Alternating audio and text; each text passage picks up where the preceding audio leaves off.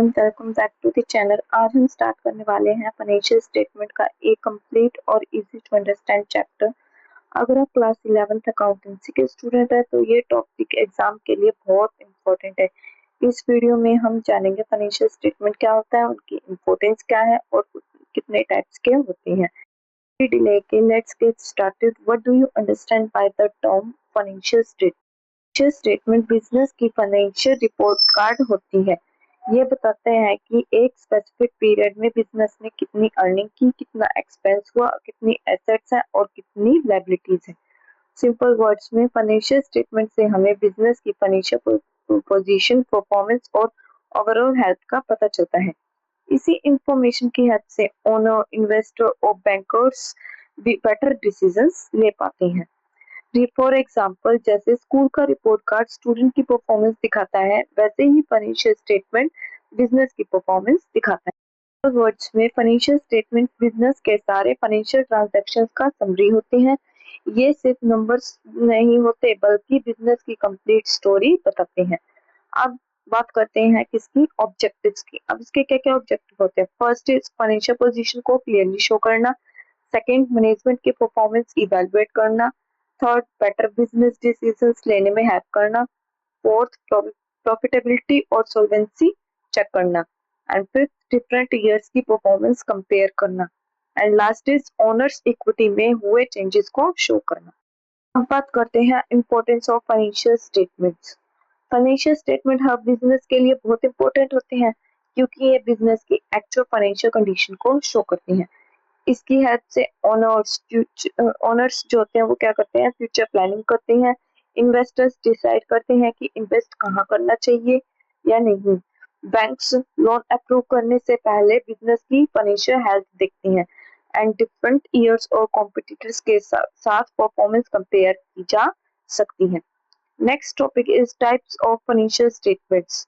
अब financial statement जो होती है मेनली 5 टाइप्स की होती है। First is balance sheet, second statement of profit and loss, third statement of changes in equity and cash flow statement, and last is notes to accounts. देखो, balance sheet क्या होती है कि बिजनेस के assets और लायबिलिटी को show करती है। Statement of profit and loss business ने प्रॉफिट कमाया या लॉस हुआ ये बताती है। Statement of changes in equity owners equity में पीरियड के दौरान जो चेंजेस हुए उन्हें शो करती है।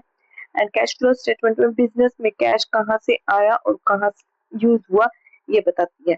तो फर्स्ट सबसे पहले क्या बात करते हैं हम, बैलेंस शीट की। बैलेंस शीट एक फाइनेंशियल पोजीशन स्टेटमेंट होती है जो किसी पर्टिकुलर डेट पर बिजनेस की फाइनेंशियल कंडीशन दिखाती है। अब देखो, ये दो इंपॉर्टेंट क्वेश्चंस का आंसर देती है। बिजनेस के पास क्या है, एसेट्स, एंड बिजनेस को क्या देना है, लायबिलिटीज। तो एसेट्स वो रिसोर्स होते हैं जो बिजनेस ओन करते हैं, जैसे cash, bank balance, building, machinery, inventory etcetera. And liabilities वो ऑब्लिगेशंस होते हैं जो बिजनेस को दूसरों को पे करनी होती है, जैसे loans, creditors, trade payables etcetera.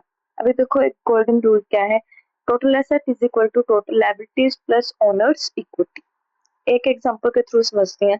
अगर आपके पास 5 लाख रुपीस की शॉप है और 1 लाख रुपीस कैश है और बैंक का 2 लाख रुपीस लोन, तो बैलेंस शीट आपकी टोटल एसेट्स और लायबिलिटीज को क्लियरली शो करेगी।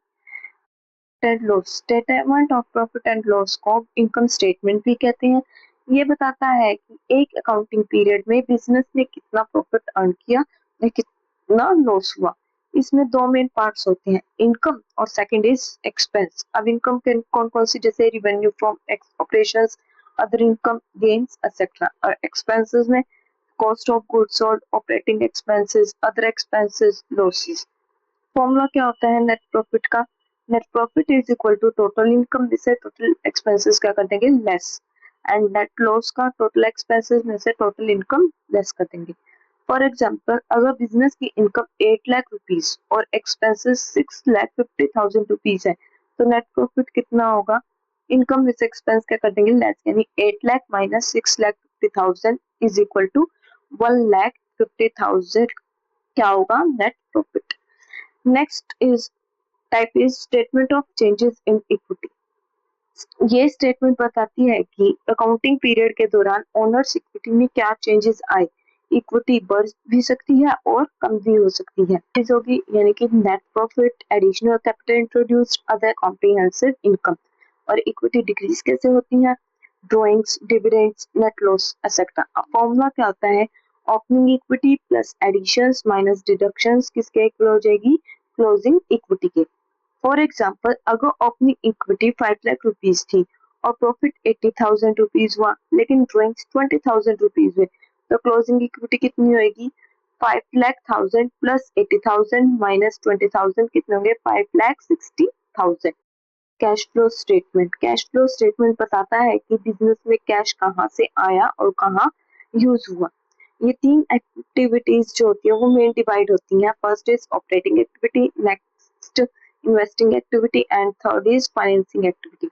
Operating activity means daily business operation से cash, and investing activities assets खरीदना या बेचने से कैश, और financing activity loan, share capital और डिविडेंड से रिलेटेड कैश। याद रखना, प्रॉफिट होना और कैश होना दोनों अलग चीजें हैं। अब notes to accounts financial statements के साथ दी गई एक्स्ट्रा एक्सप्लेनेशंस और एडिशनल इंफॉर्मेशन होती है।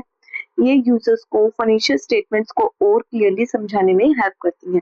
यूजर्स ऑफ फाइनेंशियल स्टेटमेंट जैसे कि owner, share holders, investors, creditors, banks, government employees, public etcetera. अब कंक्लूड किया जाए तो क्या होगा कि balance sheet, profit and loss account, statement of changes in equity, cash flow statement और नोट्स टू अकाउंट्स मिलकर बिजनेस की कंप्लीट फाइनेंशियल पिक्चर प्रोवाइड करती हैं। अगर वीडियो हेल्पफुल लगी हो तो प्लीज चैनल को लाइक, शेयर और सब्सक्राइब करना ना भूलें। Thank you so much for watching this video.